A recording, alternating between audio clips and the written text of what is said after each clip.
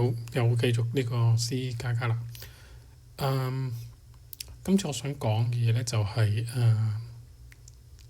嗰啲濕碎嘢咯，可以話，或者我哋繼續講 array 啦嚇。咁先睇睇我哋上次寫個 program 啦。呢個上次我哋寫到咁樣啦。咁其實咧佢 work 嘅，但係咧我哋可以有好多細節位度睇一睇，好快咁。例如呢個啦，佢 resize 個 capacity 嘅時候，如果呢個 capacity 係細過0嘅話咧，其實係唔妥當嘅。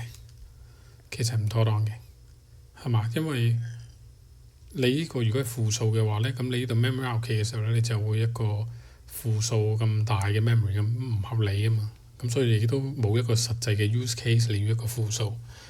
咁所以有見及此啦。如果呢個係細過0嘅話咧，其實我哋要做一啲嘢嘅，就係例如我哋可能要話我哋有 error 喎咁樣啦嚇。跟住你可以揀結束個 program 啦嚇。咁呢個係一個做法啦。咁但係咁樣咧，其實你個 code 就會變得即係點講都 OK 嘅，咁好安全嘅。咁呢啲咁長嘅 pattern 咧，其實我哋發覺成日都要用到，我哋成日都想 check 下呢啲嘢入嚟啱唔啱。咁所以咧，其實有一樣嘢係幾好用嘅，就係 assertion 咁啦嚇。呢個應該要 include 嘅，咁啦 include assert。咁assert 點用咧？咁你就可以有個所謂 expansion。咁呢度我想要嘅就係個 capacity 咧，一定就係大過或者等於0嘅。OK。咁我哋就試下咯。如果我哋一開始咧，我哋就咁樣啦，我哋俾個-1佢啦。咁我哋睇下佢會點樣 run 出嚟。咁你見到佢咧就會停咗喺呢度啦。佢就同你講：喂，我揾到呢度有個問題啊！咁同埋呢度見到個 message 啦，就話 assertion 係 fail。咁就話：喂，個 capacity 一定要大過等於0。咁所以呢啲就係可以幫到你去 debug 咯，因為佢即刻跳你呢度停咗喺度啊嘛。咁呢個可以刪咗佢嘅。咁呢一樣嘢啦。咁另外就呢個 assertion 就好得意嘅。如果你標 release 咧，佢係應該係會唔出嘅，係啦，佢會唔理。咁至於個 program 咧行到呢個唔好理佢住先啦。因為其實佢呢個咧係要接受嗰數係size t 啊嘛，size t 係 unsigned，咁所以佢就當咗呢個負數咧係正數嚟用，即係話即係簡單嚟講就係之前講過啦。如果你係8bit 嘅integer，你係 signed 嘅-128至到正127，咁 unsigned 就0至到255啊。咁所以如果你入咗個-1嘅話咧，其實 somehow 就會當係255嘅，因為佢哋嗰個 bit 嗰個binary 嘅款咧都係全部1嘛，即係佢哋兩個款係一樣係咁樣，所以其實 data 冇變嘅，視乎你用咩角度去睇嘅，你當佢係有正負數睇定冇正負數去睇。咁所以呢啲係危險嘅事情要 check 咯。咁所以點解呢度你係應該要 check 啦？咁其實呢度 check 咁樣咧都可能唔夠嘅，因為頭先咁講，喂，咁你 release mode 佢冇事嘅喎。咁點解 release mode 可以做到咧？其實如果你睇一睇佢點做嘅話咧，你就會知道佢其實咧冇 no end debug 嘅時候咧 ，no debug 嘅時候咧就係呢個嘢係變咗一句咁嘅冇用嘅嘢。咁所以點解佢release mode 嘅時候咧，其實佢冇行到。咁所以佢 one time 嘅時候咧係冇 check 到嘅，都真係呢個嘢就你當好似 remark 咗咁啦 comment 咗咁。咁喺呢個情況下咧，其實我哋想嘅唔夠嘅咁樣，因為我哋想話，如果咧你個 program 其實寫得好啲嘅話，應該話當佢係細過0咧，其實我哋要做嘅就係我哋點樣可以令呢個 program 都行到呢個 case 都冇啦。如果你係真係錯嘅話，你都要 abort 嘅。咁假設另外一個選擇就係你可以叫做我至多唔 set 啫咁樣啦。不過照計都有問題啊，係嘛？你如果預咗你 resize 嘅話，點知佢 resize 唔到你期望咁大嘅話，你應該之後嘅嘅 program 都錯，因為你之後會用佢嘅話，咁假設你如果有良好嘅 error handling 咧，你係有機會可以話我放棄呢個動作咯。咁你一連串啦，咁假設係可以 recoverable 啦，即係話你可以做唔到都可以 recover 嘅話咧，你可以用呢個方法。咁樣先啦，呢個。咁第二樣嘢就係其實你諗下呢個 memory allocate 呢個 function 咧，其實佢個 document 都講咗，如果你係用 size 係零嘅話咧，其實喺唔同嘅 platform 會唔同嘅情況。咁所以咧，如果 size 係零嘅時候咧，我哋又想確保每次嘅情況一樣嘅話咧，我哋可以咁樣做嘅。我哋將個 pointer 搬過嚟，等於 now 啦。如果個 capacity 係等於零嘅話咧，其實我哋係應該唔需要 allocate 咯，應該話呢個一定要大過零，我哋先至做呢個 memory allocate。咁new data 啦，係嘛 ？check 下 return 翻嚟係咪 allocate 到啦？好啦，咁樣呢度同樣地啦，有你先需要吸嘅啫。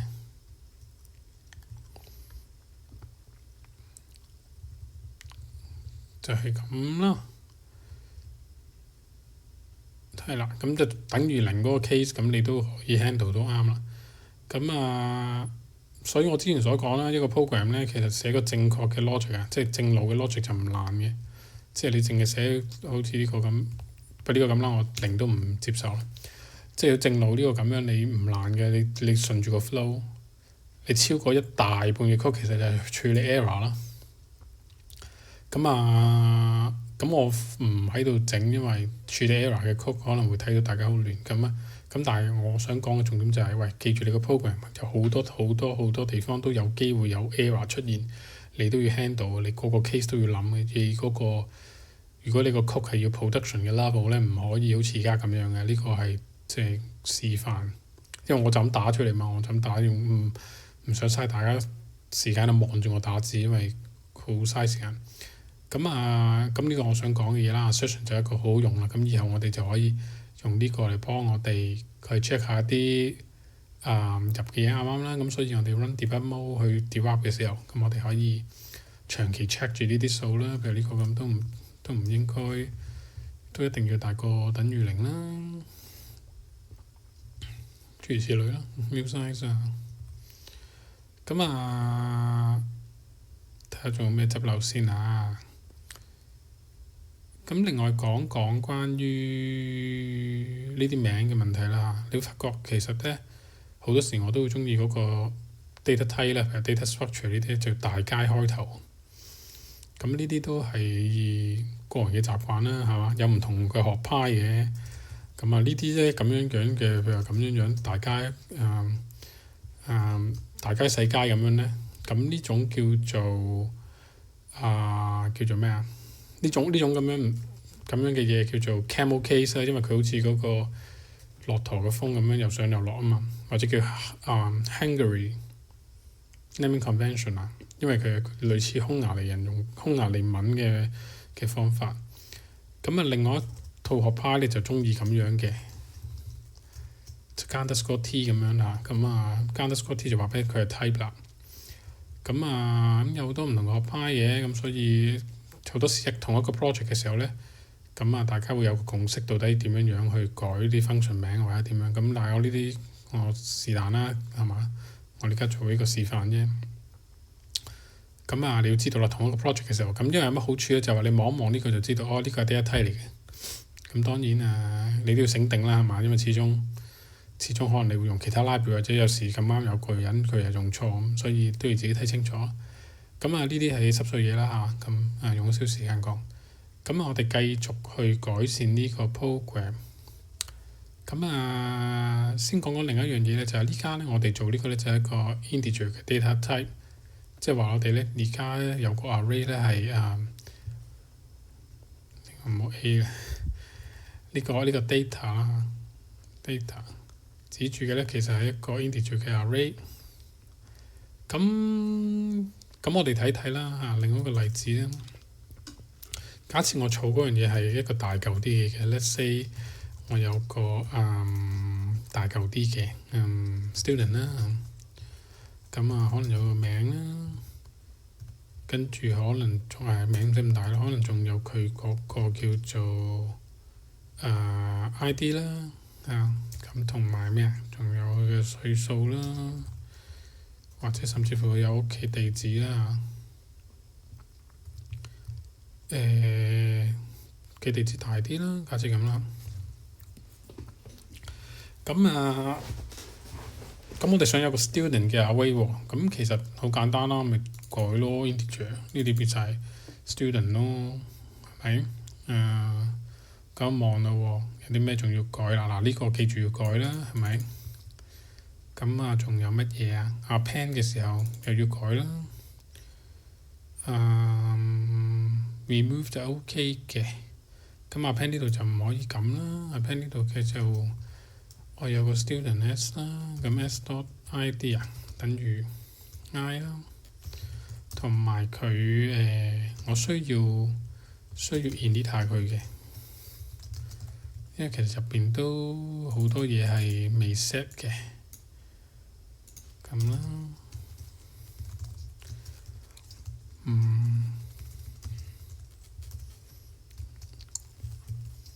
我盡量打字快啲嘅啦，已經。ID 等於0啦，我哋當佢個名嘅最緊要，起碼第一個 byte 都要係0啦。如果唔係，你冇零結尾嘅 string 咁假設呢啲咁嘅 default value 一定要做。咁呢兩個方法啦，咁另外一個方法咧就係我哋可以睇睇啦，譬如咁啦，我哋每次佢一個新學生嘅時候，咁我可以 pass 佢啦。編出嚟嘅時候啦，我哋都要改嘅。睇睇先啦，編出嚟嘅時候，我哋要編佢第一個呢個係一個 student 嚟嘅，咁所以咧呢個咧將會係一個 student pointer 啦。咁可以 and 佢啦，係嘛？咁你可以攞到佢嗰個 ID 係乜，同埋咧佢個名係乜，咁咯，諸如此類。有冇寫錯先啊？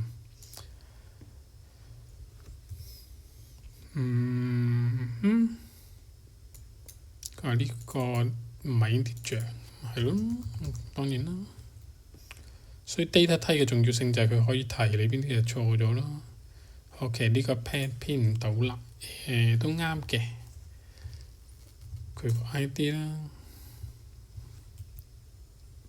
咁樣試下先啊，唔知有冇錯嘅。OK，頭先嗰句未整走。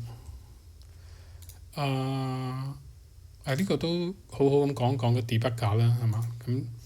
咁因為冇乜講過，好快咁講啊。咁你見到左手邊呢個咧有啲 variable，就係而家佢睇到而家呢啲 variable 咧，嗱你可以 mouse hover 過去可以睇到佢啲 data，或者呢度可以直接睇，或者你可以用 auto 啦。local 意思就係而家呢個 function。右邊呢個 call stack 啦，就係我哋之前講嘅你個 function call 係一個搭上去噶嘛。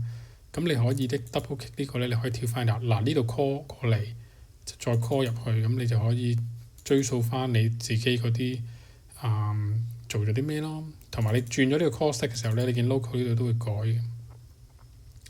咁仲有啲咩咧？仲有呢度可以開多樣嘢嘅，叫做咩啊？叫做 immediate mode 啦。咁呢度咧，嗱你跟我而家嗰個 call stack 喺度嘛，我可以直接打 new cap，佢會編負1俾你嘅。咁呢度都可以做到啲簡單嘢嘅。你可以咁樣做，或者甚至乎諸如此類啦，咁樣啦。A 係乜嘢？A 入邊有乜嘢咁樣？咁係咯。咁呢樣一樣嘢啦。第二樣嘢就係，如果我想個 program 停喺某個位，咁我可以喺呢度 click 一 click 呢個啦，假設咁啦。咁我 run 嘅時候咧，咁佢行到呢句就會停啦，就會停喺呢度啦。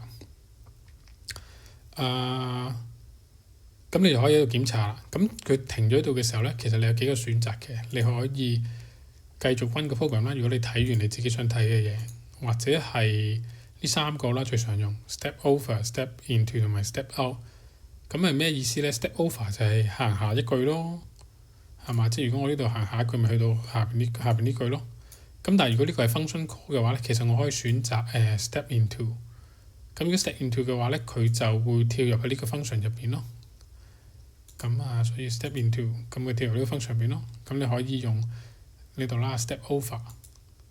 咁你話我已經睇夠啦呢個 function，你可以揀 step out，佢就會直接離開呢個 function，但係就會停喺度繼續俾你去睇咯。咁呢啲就基本嘅 debug 㗎。咁係咯，幫下你自己咯。咁就係咁樣咯。基本上就算你用 Xcode 啊，或者甚至乎用Linux 上面都係咁噶啦，個概念都一樣嘅。大家都係 set breakpoint 啊，跟住咁樣。咁你可以途中加 breakpoint 都得嘅。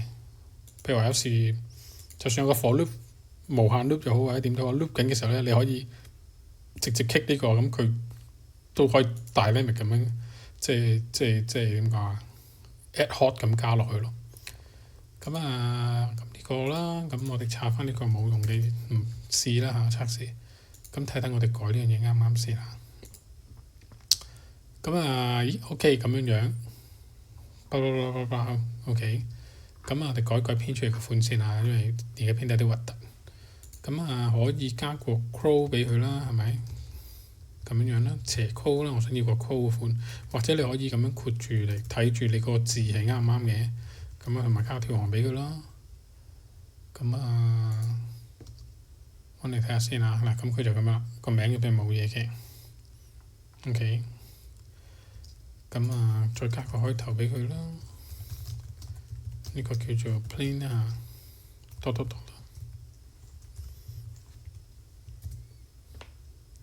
好，或者我哋加個空格俾加兩個空格前面啦，咁樣睇清楚啲。咁你記得編啲雜嘢，咁可以知道自己嗰個 data 啱唔啱。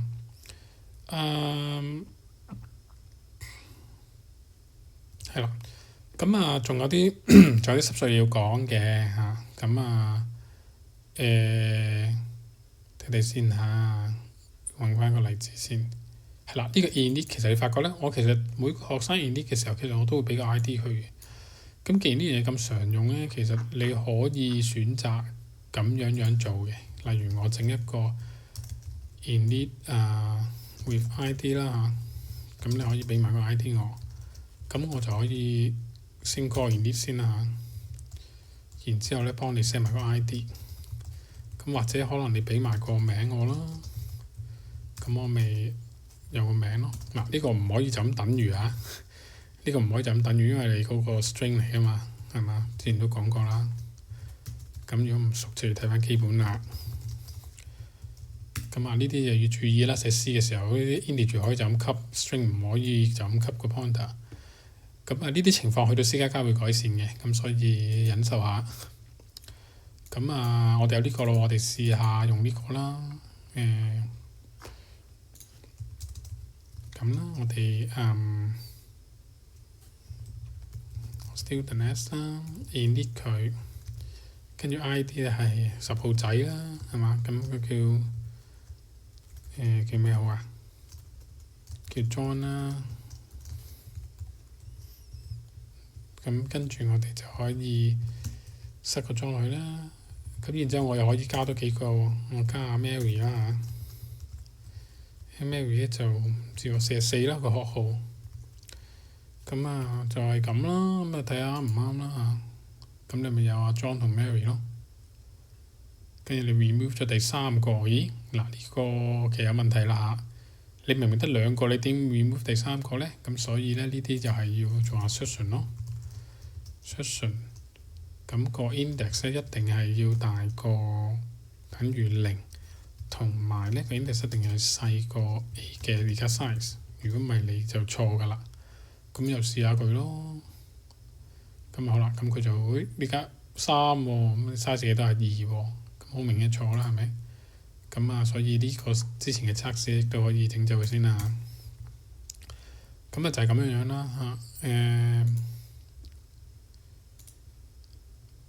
OK，我哋而家有兩個咯，咁就係咁啦。呢啲就係我想講嘅一啲濕碎嘢，唔關個 data structure 事嘅。咁好啦，我哋講翻 data structure 啦。我望時間先啊，講翻 data structure 啦。咁我成日想講係咩咧？就係呢個 student 呢個 object 咧，其實好大嚿噶嘛。嗱，呢個譬如係咁啦，每個 integer 呢度咧都係4 byte 嘅啫嘛。咁但係你睇到幾多 byte啊？咁你做得計一計啦，2000零 byte 啦。咁其實好大嚿。咁之前都講過啦，係嘛？你無論你係 remove 又好啦，或者係insert 啊，或者係 resize 呢個 array 啦嚇，你都牽涉到 copy 嘅。咁呢個咁大嘅 object 去 copy，你其實就好蝕底嘅，因為你要 cut 好多 byte。又或者一個再嚴重啲嘅例子，例如我而家要做一個排次序，我有100個學生，咁佢哋又想排 ID 嘅，係嘛 sorting 佢，咁我由細學號去到大學號，咁你諗下啦，做 sorting 嘅，咁你簡單嚟講，你用 quick sort 啦，譬如話你揾一個最細嘅調去最頭咁樣，諸如此類啦，不停咁 loop。又或者你再懶啲用呢個 bubble sort 嘅 bubble sort 就係兩個咁調啦嚇 bubble sort 啦。咁如果大家唔知我講咩叫 bubble sort 咧，咁要睇翻之前講 C 入門 array 嗰度啦。又或者你就咁上網 search 啦，咩叫 bubble sort 啦。咁但係總之你就 sorting 啦。咁 sorting 基本上你都係要 copy 嚟 copy 去。咁呢種 copy 嚟 copy 去咧就變得好傷嘅，即係對個 CPU 嚟講咧，為好大負荷。咁要做啦，冇乜辦法咧。咁我哋其實就可以諗一諗有啲咩巧妙。等諗下先啊。係啦，咁所以咧，我哋試下諗一諗啦。如果我哋調嘅唔係一個 object 咁大嚿啦嚇，你而家個 data 好大嚿，你當呢個好 heavy 啦，好大嚿。我哋試一試諗一諗，我哋如果有一個 pointer 去 student 嘅 pointer 啦嚇，嘅 array， 如果哋有一個乜嘢，咁佢應該呢個咧，只不過個 pointer 嚟嘅啫，每一格都係個 pointer 嚟嘅。咁而佢指佢咧，先至係另外一嚿真正嘅 data 嚇，咁啦嚇，一嚿嚿。咁如果係咁樣去設計嘅話咧，咁我做 sorting 嘅時候咧，我就可以淨係調個 pointer，諸如此類啦，咁就得啦。咁當然啦，我用佢嗰時就記得每次用佢嘅時候，記得要用 pointer 去指佢啦。咁樣呢種咁嘅方式咧，就可以避免咗 copy 呢啲咁大嚿嘅 data，而淨係調呢個 pointer，咁從而就可以加快個速度咯。咁但係佢有好有唔好嘅，蝕底嘅地方就係咧，你每次都要咁樣叫做唔係咁直接嘅方法去攞個 data。咁當然你寫上嚟其實唔係爭好多嘅啫，寫上嚟其實爭好少嘅。咁但係咧，實際上 CPU 做嘅時候咧，就會比較間接咯。咁所以呢種都可以叫做 indirect array 咁樣嘅方式叫做，即係有人會叫 indirect array 啦嚇。咁但係其實有冇一個好共識嘅名，我真係唔知喎。咁樣，但係呢個都好常出現嘅 pattern 嚟嘅。咁順路講一講啦，就係唔係好關 C 事啦嚇，就係C# 啦，或者甚至乎 Swift 都好啦。佢哋有兩種嘅，佢哋有分 structure 同埋 class 嘅。咁兩種咧其實好接近嘅。咁有啲好多人學 C# 咧，如果佢淨係學 C# 就係初學啦，其實呢兩個好混亂。咁如果你由 C 加加學過去咧，你就通常啲人都冇乜問題。即係你聽話OK 啊，咪就係講緊唔同嘅嘢咯嚇。咁點唔同咧？佢哋如果係 structure 嘅話咧，佢就會用呢種方法去處理 array 嘅。即係呢種咁樣啦，所以呢啲係一嚿一嚿咧，都係一個實際嘅 value。而呢度咧，如果係 class 嘅話咧，佢就會淨係用個 pointer 嘅 array 形式去嘈住嗰個指住嗰個 data。咁所以呢一種咧，佢哋就稱之為 reference type 咯。呢種咧，佢哋稱之為 value type。咁就係咁嘅啫。佢哋嘅分別就係 reference type 咧，就係喺用起上嚟咧，佢淨係攞住個 pointer 去指住嚿 data，咁所以就從而可以減輕佢呢一個情況咯。咁 C# 咁設計啦，但係 C 加加就唔理你嘅。咩叫唔理就係、喂你自己個 array 決定咯，就唔係由嗰個叫做咩啊 data type 本身你嗰個真正嗰個 value 嗰個 data type 決定。咁所以 structure 同 class 咧喺 C 加加度咧係幾乎係同一樣嘢嚟嘅，唔係有好大嘅分別。呢種咁樣叫咩 reference type value type 嘅概念咧，去到 C# 先至叫做有。咁 JavaScript 咧基本上都係呢種噶啦，基本上就係得呢種啦。咁內部佢當然有 optimize 但係基本上概念上係呢種啦。Python 都係啦。咁所以點解 performance 上咧 C 加加可以做到最好？因為有得揀咯。簡單嚟講就係嘛 C# 都 OK 嘅 ，C# 都唔係咁差，因為 C# 你做得好嘅 pattern 咧，其實都未差到咁遠嘅，大概都係呢兩個已經可以控制到。咁Java 應該淨係 reference type， 如果係 class 嘅話。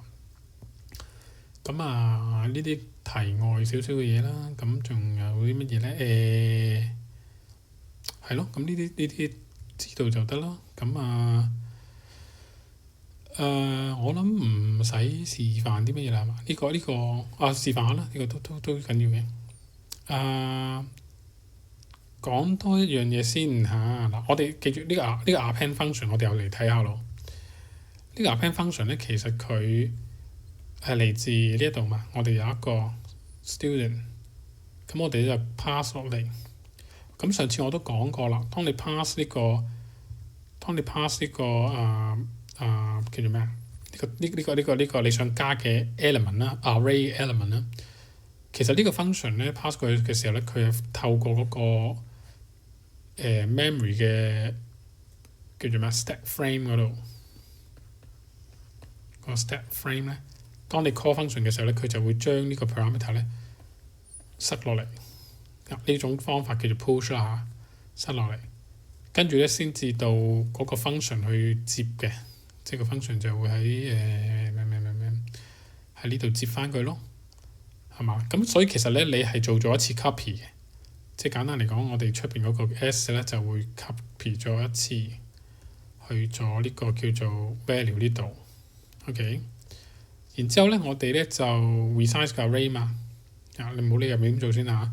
呢度咧又吸多次嘅，咁呢度咧又再吸多次落去嗰個 array 嗰個 data 第唔知啦第5個啦，咁所以你又 copy 多次，咁所以呢兩個 copy 咧就有啲冤枉嘅嚇。咁有咩方法好啲咧？咁其實好簡單咧，就係呢度不如 pass pointer 入嚟啦，係嘛？咁樣咁呢度我咪升咯，係嘛？dereference 佢，咁呢個 copy 係要嘅，呢個 copy 我哋唔使啦。咁所以咧，我哋呢度就要改啦，就 NS 啦。咁可以慳一次 copy 咯，係嘛？所以 C 可以好好控制呢啲幾時係想 copy，幾時唔想 copy。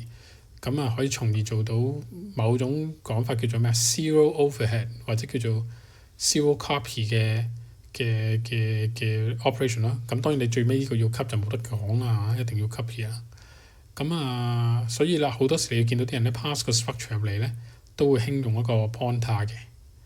咁就係因為呢個原因。咁就算個 structure 唔係話真係好大咧，呢個例子有啲 extreme 啦。就算嗰個 structure 咧，可能好似之前有示範過嗰啲咧，譬如話 point 啦 point，咁可能佢淨係得 x 同 y 咁樣。即使佢唔係好大個咧，啲人都會嘗試用呢個方法去 pass 過去。咁就係咁樣啦。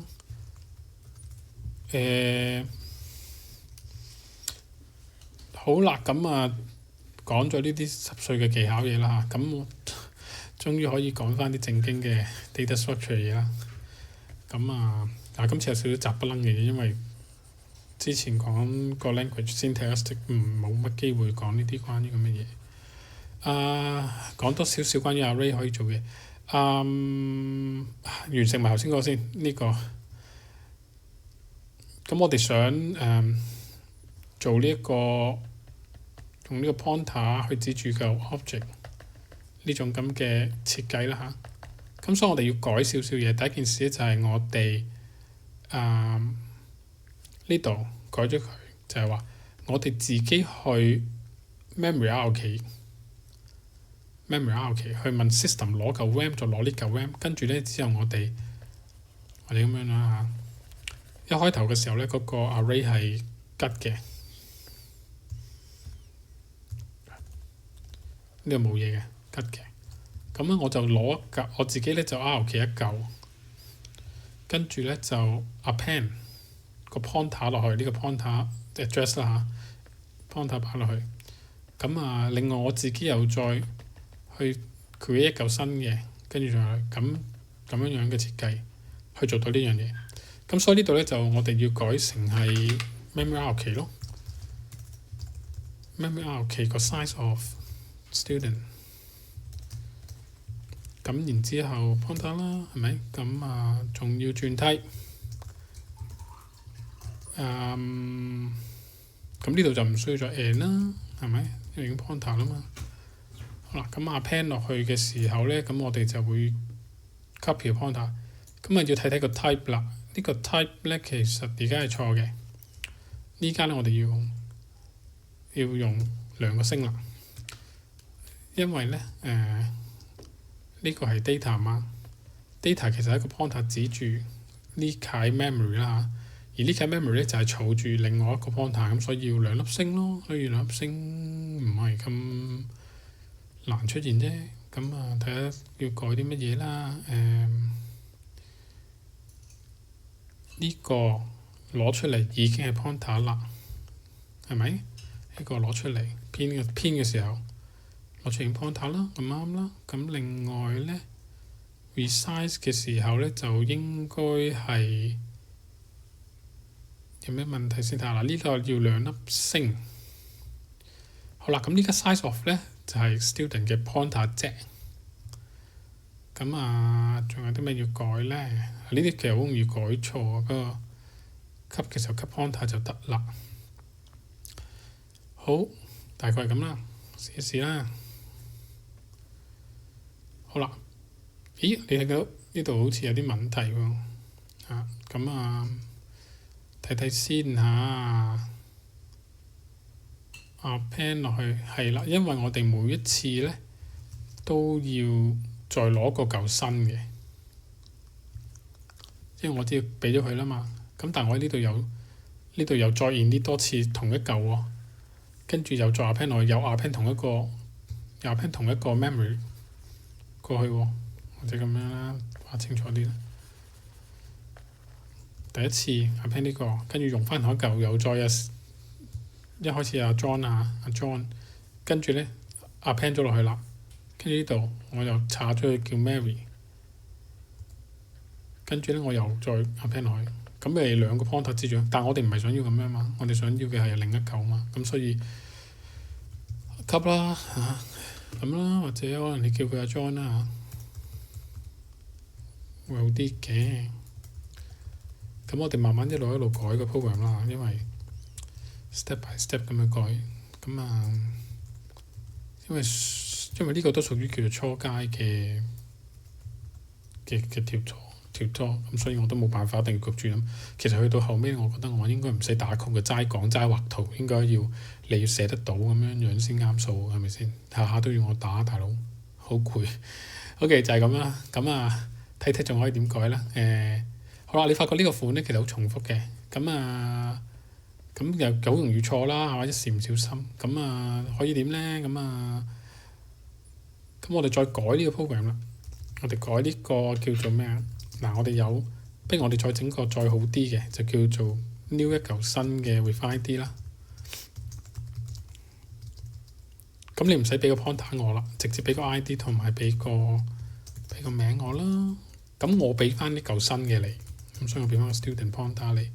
咁做翻下邊做嗰樣嘢啦，係嘛？再吸過嚟咁解啫，等於咩 OK size of student。有冇錯啊 ？OK 睇睇先啊，呢個要轉 pointer type 一出嚟 voicing。咁我哋可以 call 翻個 init 嘅，可以重用，用 function 幾好係嘛？用翻佢。咁咯。咁我從此以後咧，我哋就可以撩佢啦。咁啊，咪唔使打得咁沉咯，係嘛？哇，一句打晒啦，係咪？咁啊，有個叫10號仔啊 John 搞掂，係咪？你再懶啲嘅，咪再一句咁咯，係嘛？咁都得㗎。咁啦嚇，依家唔好咁短。咁啊 Mary 咪呢種方法咯。咁呢個 Mary，咁啊好似好啲啦，係嘛？又再好啲。OK，其實你可以試多啲嘅，多啲例子，試下入多啲啦，或者甚至乎你可以自己入。好啦，咁啊成功做咗呢個啦。嗱，我講明我寫嗰啲唔會完全冇筆㗎，因為我一心好難易用，我又要諗下點樣解釋得好啲。咁呢個應該係 John 啦。咁你仲要明白原理啦，係咪？明白原理咁可以。咁同埋好多你會發覺係好危險嘅，好多嘢，譬如比賽幫他成咁，但係所以點解會私家家會不停改善呢啲嘢？咁但係你如果直接學嗰啲咧，你又唔知道原來下邊係咁樣錯，或者下邊係咁樣原理。好，呢個做到啦。咁啊，好似好 perfect 喎，係咪？咁啊，好啊，咁我哋睇睇落個 program 啦。咁啊編完啦，編出嚟啦，release。release 咧，我哋睇一睇我哋上次係點做嘅。上次我哋就係咁樣啦。free 咗呢嚿 RAM，咁即係呢嚿 RAM 咧 release 嘅時候啦，release 嘅時候呢嚿 RAM 咧，我哋就叉咗佢啦。呢嚿唔要咯。OK，咁我要還翻俾 system 啊，係咪？咁呢度咪指翻去 no 咯。咁我 free 到㗎。好啦，咁個問題就係咁呢兩嚿咧。呢兩嚿你冇還喎，係咪？咁所以呢啲咧就係 memory leak 啦，係嘛？你見到極之常出現啦，係嘛？雖然呢個 free 同埋 memory allocate 呢兩個 function 係超簡單，但係用咧就唔容易都用得好。咁可以點樣做咧？咁其實咧，我哋 release 嘅時候咧，應該我哋做一樣嘢，就係我哋應該要 free 晒，即係我哋還原翻先啦，係嘛？即係我哋仲有個 pointer 嘅時候啦，咁我哋就應該逐格 free 咗佢。咁所以我哋可以喺度做。不過其實諗深一層咧，其實都唔夠嘅。我哋唔應該喺呢個 release 度做嘅。點解咧？因為譬如我呢度有好多個啦嚇，假設我已經砌到有10個啦。譬如嘅 size 等於10，咁點解我突然之間咧就 resize 佢，就話我要5啫？咁即係話我 cut 啊，我斬咗中間斬開，後邊唔要啦。咁同樣地啦，後邊呢啲都有 data 噶嘛，係咪？咁所以咧，應該係 resize 嘅時候咧，我哋就要將已經有 data 嘅記得要 free 翻佢咯。咁所以我會決定咧，就當我 release 嘅時候咧，第一件事要做嘅就係我要 resize 去0咁大格。咁而 resize 嗰陣時咧，我哋就要睇下啦。如果個新嘅 size 咧係細過而家嘅 size，係咪？即係呢個例子啦嚇，後邊呢節。咁我哋就整個 for loop 俾佢 for i 等於呢家嘅 size 減1，或者點啊？或者 new size 啦嚇，開始去到而家嘅 size 再加，而呢啲咧都要 free 嘅。咁咧我哋要 free 咗 A 嘅 data 嘅第 i 個咁樣。睇睇啦，有冇錯啊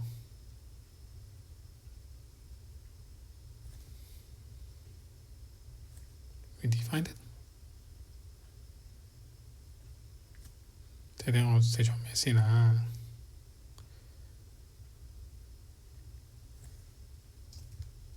我喐過佢咩？哦，OK，我知啦。因為我哋 release 嘅時候已經 call 呢個 function，而佢如果咧 C 有呢樣衰就係，佢如果呢個係唔知咩咧，佢會假設佢係 return integer 同冇 parameter。咁所以咧，我哋要早過佢去話俾佢知，我哋有一樣叫 resize。你可以成個 function 搬上頂嘅嚇。咁你搬呢個又要搬埋呢個，或者你可以直接淨係擺呢個喺最頭咯，係嘛？咁都得，或者可能由呢度開始啦，array 開始啦，咁樣咯。咁當然如果你有 header file，你搬晒 header file 啦，跟住 include 翻。咁啊睇下唔啱啦嚇，咁樣。咁啊好啦，我哋為咗防止我哋冇 memory leak 咧，咁我哋就可能編啲 debug 出嚟啦。free 咗 data。咁呢度咧，我哋又想睇下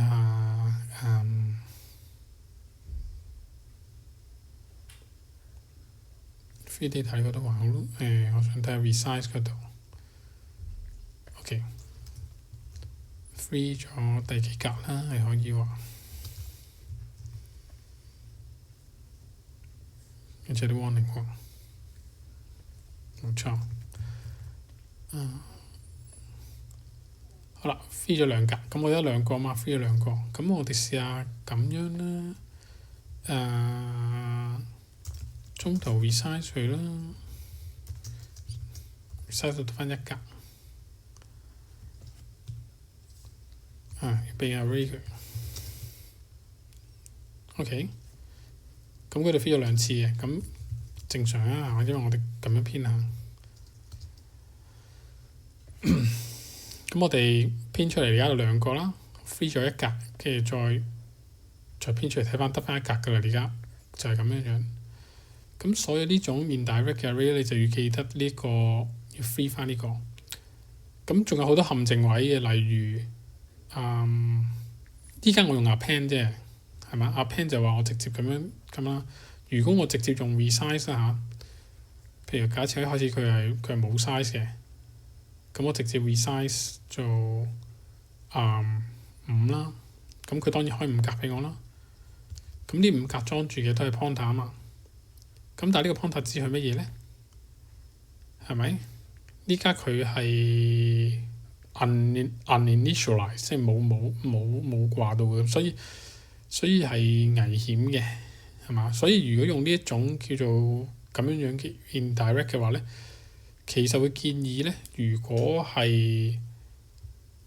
size 係一樣啦，如果 new size 係等於而家個 size 咁啊，嘥氣啦，唔使做，係咪？咁我哋可以直接 return。咁如果細個嘅時候，咁我哋咪 free 翻後邊嗰啲咯，係嘛？如果大個嘅時候咧，係大過而家個 size 嘅話咧，其實我哋要將佢全部 set 翻做 null，咁就係好啲啦，係嘛？而家 size 去到。呢家嘅 size 係呢個，呢個 size，而家嘅 size 去到新嘅 size，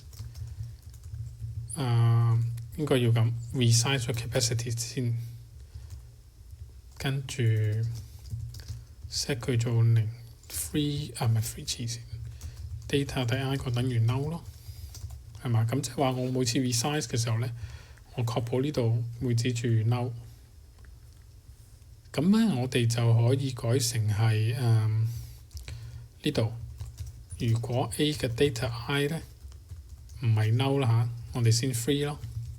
free 個 null 會 crash 㗎。咁睇下咯喎。應該呢家冇乜分別嘅。好啦，咁假設我一開始咧我就 resize 啦。兩格啦，咁樣就咁咯，咪睇下點咯，我試下先嗱。咁佢嗱即刻 crash 咗，點解咧？咁你諗下啦，嗱而家我開始咧 set 咗做2嘛，咁啊兩格啦，咁兩格都指住 null。咁但係而家我嘗試編出嚟嘅時候咧，我就用呢個 null 去攞個 ID 喎，係咪？咁呢個 null 嚟噶嘛，你再指 ID 唔好用噶嘛。所以咧呢個咧就我哋要 check null 啦，就 check 如果呢個係等於呢個係嬲嘅話咧，邊個咁講？有嘢嘅時候我哋先至編咯，冇我哋咪唔編呢個咯，係嘛？避開佢咯。咁呢種係一種方法啦。嗱，咁你見到呢個如果唔係 S 嘅時候，睇下先啊。data 而家係 S 而家係 no 喎。應該係調轉 sorry，有嘢先至編啦，係咪？就係咁咯。咁你就可以避咗吉嗰兩格咯。嗱，其實而家實際上頭嗰兩格係 no 㗎，跟住我哋先至 append 阿 John 落去，跟住同埋 append 阿 Mary 落去。咁所以而家實際上佢係咁啊，所以佢 size 咧係等於4嘅呢家呢個情況。OK，但係編出嚟嘅時候咧，你就見就係編咗兩個，因為咧頭嗰兩個冇編到，或者我哋清楚啲講啦。如果冇嘅話啦，咁我哋可以編 no 咯。我提一提自己，咁你可以睇得清楚啲，係咪？你見到 no 兩個 no 跟住先咁樣。咁呢個就其中一個 technique 啦，indirect 嘅 array。我唔知正確嘅學名係咩喎，真係。我學 data structure 嘅時候冇呢樣嘢，即係咁書冇講呢樣嘢。可能有個好啲嘅名，我唔知啊。咁但係我見邊度睇翻嚟？我記得 Unreal Engine 叫呢個做 indirect array 咯。我唔知邊個，我唔知正確嘅名喎。咁呢個就係我想講嘢啦，係咪？OK，睇下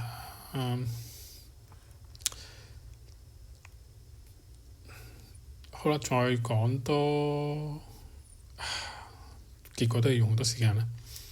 就咁樣先啦，我哋下一個 video 再講。